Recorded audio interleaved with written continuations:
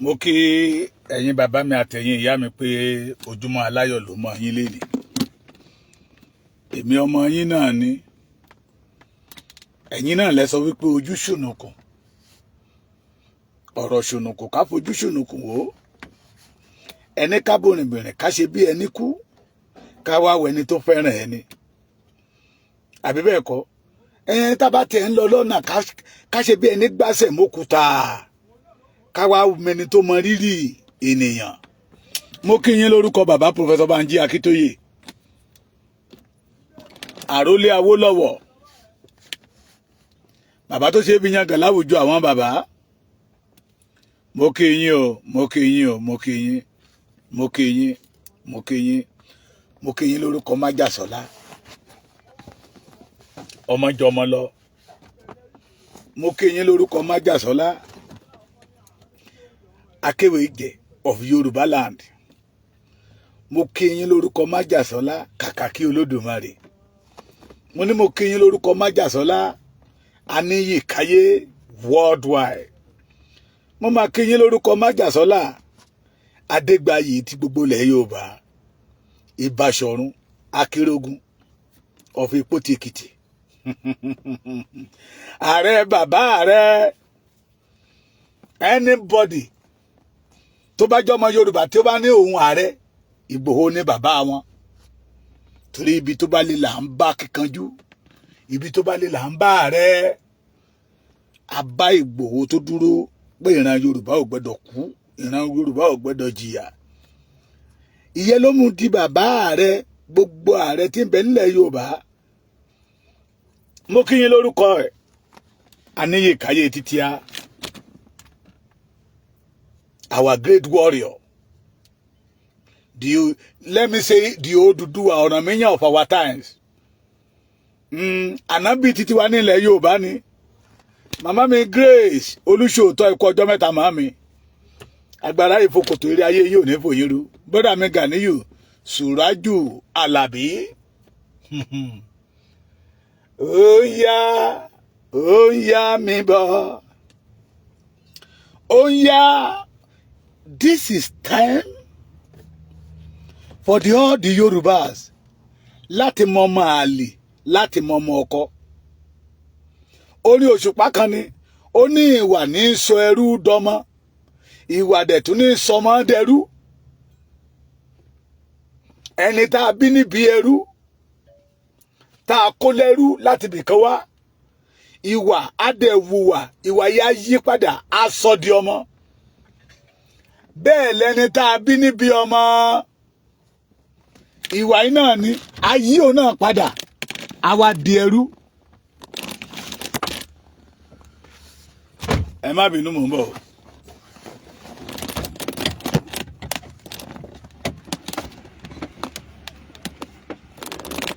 Làwọn bàbá wa fi máa ń sọ wípé ìwà ṣe pàtàkì, ìwà ó ṣe kókó. Náà fi ní ìwà òun lọ bá àwúre. Ẹni bá ń tajà tì tó rówó ra ọjà sáyẹ́nsì sínú ṣọ́ọ̀bù ẹ̀ tó fẹ́ máa tajà tí ò bá fi ìwà kún kò ní rí ọjà ń tà. Ìwà lọ bá àwúre. Ó ti wá ń yé gbogbo wa bọ̀ náà. Lẹ́yìn ẹ jẹ́ kí n kọ́kọ́ lọ báyìí. Ẹ̀yin ọmọ Yorùbá ẹ má ṣàṣùpárá. Ikú tó pa Lágbájá ò tún gbẹ́dọ̀ pa ẹni tó ṣẹ̀ débẹ̀. Ikú Lágbájá lálẹ́ àná mọ́jú èní ni mo mọ̀ pé ikú Lágbájá mọ́má ní kásà ni kì í ṣe kásà, ó lọ́wọ́ àwọn ará ti bíbà ẹnu. Ikú tó pa Lágbájá ò tún gbẹ́dọ̀ pa ẹni tó wà ń bẹ̀ yìí. Èyí tí ọmọ Yorùbá tá a fi àwọn ọmọ ológo wa tá a fi ṣètùtù fún Nàìjíríà ò tó gẹ́. Báwọn gan ò bá tiẹ̀ náà ní àwa Yorùbá. Ẹ̀yin ọmọ Ìkẹrẹ́ Èkìtì, don't jubilate. Ewu ń bẹ lóko lógélógé fún ara rẹ̀, ewu ni. You must round around that man, the new chief of army staff. Kò gbẹ́dọ̀ kú bí Lágbájá ṣe kú o. Ibẹ̀ ẹ̀kọ́ ni mò ń lọ. Mo kí yín ẹ̀yin ọmọ Yorùbá. Àwa tí Ọlọ́run mọ̀ọ́mọ̀ dá ní àdápé. Àwa tí Ọlọ́run mọ̀ọ́mọ̀ gbìn sórí ilẹ̀ tó wuni tó ní ọ̀rá tó ní ògo ṣùgbọ́n tá à ń gbé ayé ìyà gbé ayé ẹrú. Those people say Jagaba àwa ló kàn ó ti wá yé yín sí pé Jagaba ò fẹ́ràn yín abẹ́ ẹ̀ tí rí interview tí Jagaba yín Bọ́lá Ahmed Tinubu tó ṣe ní Saudi Arabia pleading for some people freedom. Ó bẹ̀bẹ̀ fún òmìnira àwọn kan pé Israel must give this one freedom, they must have this freedom, but ìran tóun ti jáde ò gbẹ́dọ̀ ní freedom. Bọ́lá Ahmed cannot work for the freedom of the Yoruba race. Ṣé ti rí pé nǹkan ṣe wá? That is why I say all the Yoruba must reject another amalgamation with the Fulanis. We must reject another amalgamation. Nígbà ayé Buhari náà bẹ̀bẹ̀ fáwọn Pakistan ṣé Pakistan ni ẹ má bínú yẹn kàwé ni ẹ̀yin mi dẹ̀ yọ pleading for them pé there is no crime for self-determination for the Pakistan but it is a crime for the Yoruba to ask for their own self-determination. Irú ẹ̀yà ọ̀rọ̀ bẹ́ẹ̀ náà ni Tinubu lọ sọ ní Saudi Arabia o. Yorùbá mo sọ ṣé ọ̀rọ̀ ìjẹta náà ni mo ní Yorùbá lọ̀tá Yorùbá. Àwọn àgbààgbà tó tá a rí ní ilẹ̀ Yorùbá wọ́n dúró ní dúró ìkà fún ìran Yorùbá. Tinubu ò fẹ́ òmìnira fún ìran Yorùbá. Tinubu ò fẹ́ àlàáfíà fún ìran Yorùbá. Tinubu ò fẹ́ ìmúgbòòrò fún ìran Yorùbá ṣùgbọ́n ó ń bẹ̀bẹ̀ fáwọn àwọn kan ní Saudi Arabia. Ó ń bẹ̀bẹ̀ pé ẹ̀tọ́ wọn ni they must have their own freedom, they must have their own independent, but ìran tó ń ti jáde a gbọ́dọ̀ ní independent àbí bẹ́ẹ̀ kọ́ kẹ́ lè mọ̀ pé nǹkan ṣe wá bóyá wa là ń ṣe nǹkan ni o bóyá nǹkan ló ń ṣe wá ni o eléyìí la máa fi mọ̀. The Yoruba we must reject another amalgamation.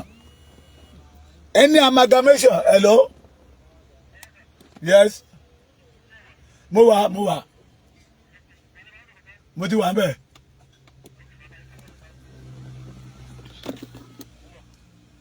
Everybody must reject another amalgamation.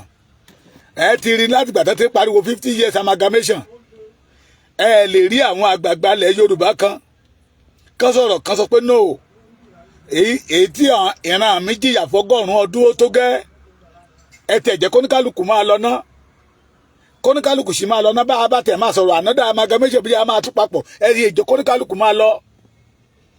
You will never see all the Obas torí pé nínú ìyà tí àwa ọmọ Yorùbá ń jẹ làwọn ti ń yó. Àwọn ọ̀pọ̀ nínú wọn tó jẹ́ aláàánú tí wọ́n ní woman feelings they are minority. Àwọn kan dáre sí láàrin wọn wá bò wọ́n mọ́lẹ̀. Aṣojú Odùduwà you are welcome sir. We must reject that amalgamation. It show that ohun tí Yorùbá ń béèrè fún ó tọ́ lábẹ́ òfin. If Tinubu himself tó bá lè lọ sí Saudi Arabia pleading for another tribe independent, pleading for another tribe freedom, to then go against the freedom of our own tribe. Ẹ ṣe jẹ́ kájọ gbà wò kájọ gbé yẹ̀ wò ṣé àwọn ará bíbá ìfẹ́ràn wa kò yẹ kí yẹ ó jẹ́ tuntun lójú wa kíkẹ́ nìyẹn kan máa sọ fún wa pé ṣé àwọn àgbààgbà ilẹ̀ Yorùbá fẹ́ràn wa kò yẹ kó jẹ́ tuntun lójú wa pé ọ̀tá wa ni wọ́n. Ìyà tá à ń jẹ tá a sọ pé nǹkan lé o ó ń dùn mọ́ wọn nínú ó ń dùn wọ́n mọ́ nínú bí ìran Yorùbá ṣe ń jìyà ó ń dùn wọ́n mọ́ wọn nínú bí ìran Yorùbá ṣe wà nínú ògo tá a rí ògo lò ó ń dùn mọ́ wọn nínú. bí eku ò ṣe ké bí eku ní ilẹ̀ Yorùbá ó dùn wọ́n mọ́ nínú. They want to turn all the Yoruba to almanjeris. So anytime tó bá nílò wa tó bá ti dàgbàdo síta à lè ságìrì wọ́ lọ́bẹ̀ ká lọ jẹ́.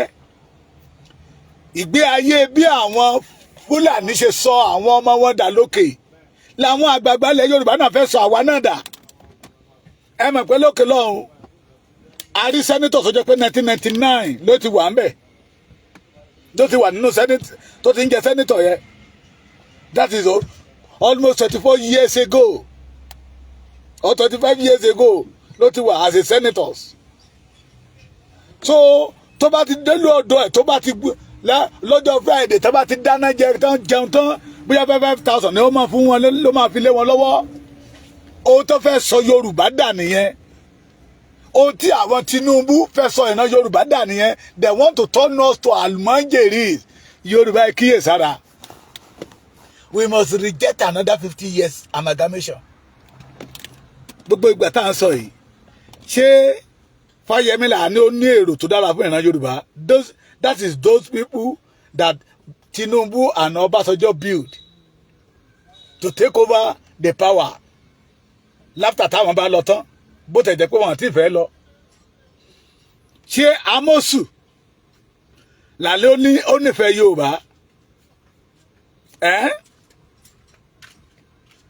Chende ṣé Gbẹ́gà Daniel là ló nífẹ̀ẹ́ Yorùbá àbí Fáyọ̀ṣe notorious armed robbers là ló nífẹ̀ẹ́ Yorùbá ṣé ń gbọ́ mi ẹ ṣáà gbọ́n tí àbúrò ara ẹ̀ sọ àbí Ọ̀túnba Níyì Adébáyọ̀ àbí Ṣẹ́gun Òní là ló nífẹ̀ẹ́ Yorùbá ṣé Arẹ́gbẹ́ṣọlá ni ṣé Oyètọ́lá ni là ló nífẹ̀ẹ́ Yorùbá mímí kò ń kọ́ ó ti kó tó fẹ́ kó lóńdó ó ti kó ìrókò bí Amẹ́ríkà ló wà ní bí Canada ni là ní wọ́n nífẹ̀ẹ́ Yorùbá àwọn àgbààgbà tó wà nínú politics títí yìí young tí àwọn ti sì ń build ilẹ̀ tán rí gẹ́gẹ́ bí ọmọ wọn that they will take over from them wọ́n yìí wà ní youngest age under 60 wọ́n ti da notorious armed robber ẹ mọ̀ pé irú àwọn yẹn máa jalè títí wọ́n máa fi kú ni ẹgbẹ́ mi àbẹ́ àìdáhùn àbáwọn sẹ́nitọ̀ táwọn wò yìí ṣé MOB ló nífẹ̀ẹ́ ìran Yorùbá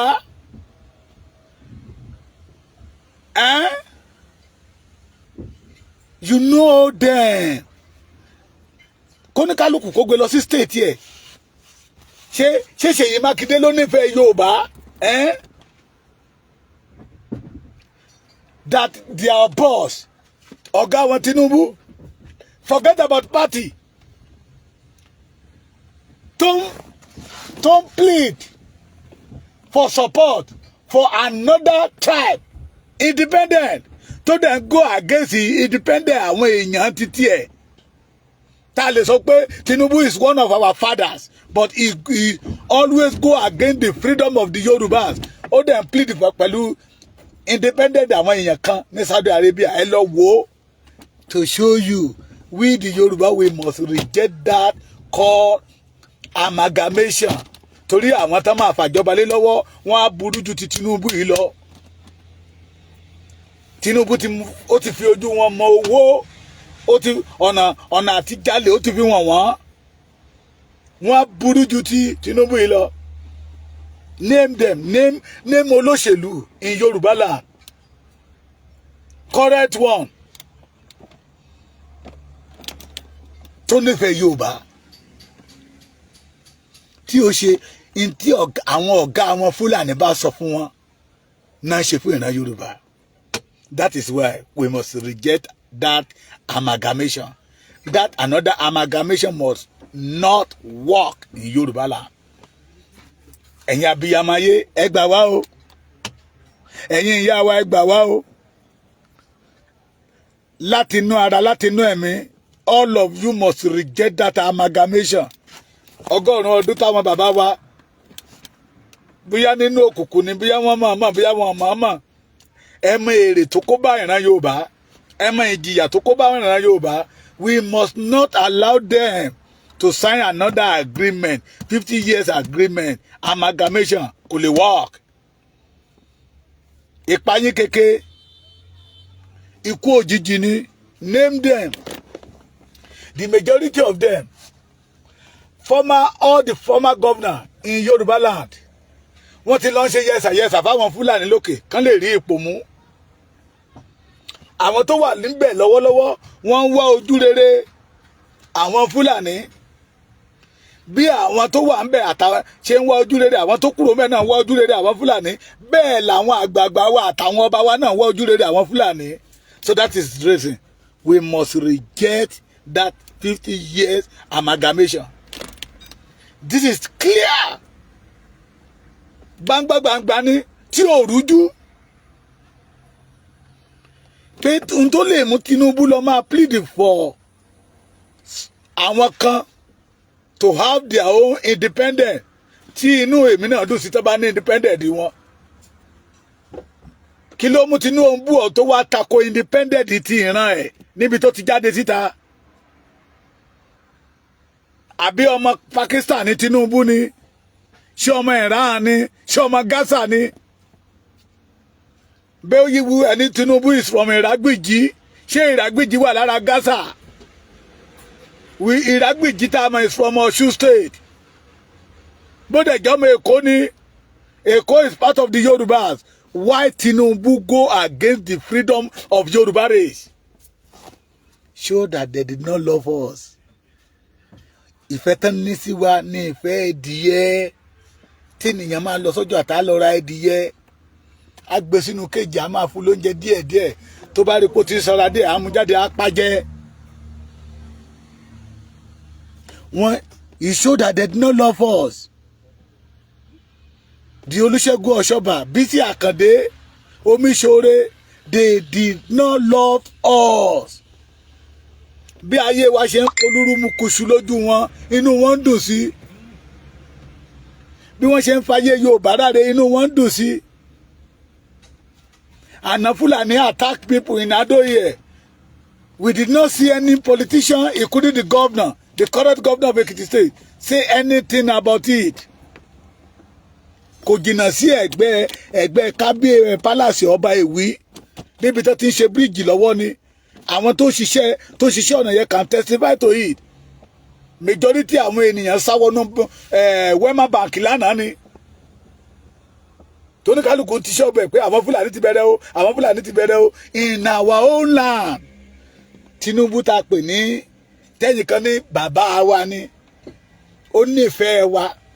Ọmọ ẹni ò lè ṣèdí bẹ̀rẹ̀ kábílẹ̀ kẹ̀sí di ọmọ ẹlòmíì. Pleading to the world to support Gaza, to have their own independence, but go against the Yoruba independence that belong to. We must reject that amalgamation. We, the Yoruba, must reject amalgamation.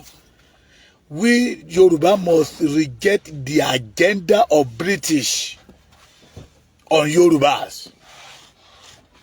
Táwọn bàbá wa bá di ojú tó wọnú ìgbèkùn British, àwa gbẹ́dọ̀ la ojú láti jáde kó nínú ìgbèkùn British ni. We must not allow it to work. We must not allow it to work. Ẹ̀yin àgbàlẹ̀ ni tójú bá farabalẹ̀ àrímú, ojú wa ti farabalẹ̀ àti rímú. God lójoojúmọ́ lọ́lọ́run tú àṣírí wọn. That is why somebody like Tinubu tó lè lọ máa plead, Buhari náà plead. Ló lè lọ máa plead for another people. Tó jẹ́ pé tó bá ti kó lórí president, wọ́n lè má have, they may not have anything to do with him again. But we the Yorùbá, ṣùgbọ́n Ọbásanjọ́ ń yí ràmùràmù káàkiri ilẹ̀. Àwọn àgbà agarawa àgbà ìkà. Tó jẹ́ pé tara wọn nìkan náà mọ̀. We must say no to all their plans. Hello? Màá pè ìpàdà mo wà lórí program. We must say no to the British agenda. This is 21st century. We the Yoruba must have our own freedom. Tí Tinubu bá lóun ò support t'Ọlọ́run bá ti wà lẹ́yìn wa. Who is Tinubu? Who is Ọbásanjọ́? Who is Afẹ́nifẹ́re? Ṣé àwọn aríjẹnímọ̀dàrú tí ìbẹ̀rù Ọlọ́run ò sí nínú ọkàn wọn? That they want to turn all the Yoruba to almanjiris. We must say no to that. We must say no to almanjiri agenda for the British Empire and our leaders, our kangaroos leaders, our wicked leaders. Say no to them. But okay, please help me subscribe to my Baba Ekiti TV YouTube channel. Ó ti dé ìkórìtà tá máa bára wa sòdodo ọ̀rọ̀. Ó ti dé ìkórìtà tí ò sí ìbẹ̀rù mọ́. If Tinubu can go to Saudi Arabia pleading for Gaza, pleading for Iraq, to then go against the will of the Yoruba people. Tinu ẹ̀dẹ̀ ń dùn bí Fulani ṣe ń pa wá lọ́tùn bí Fulani ṣe ń pa wá lósì. This time around, the Yoruba must say no to British agenda. God bless you.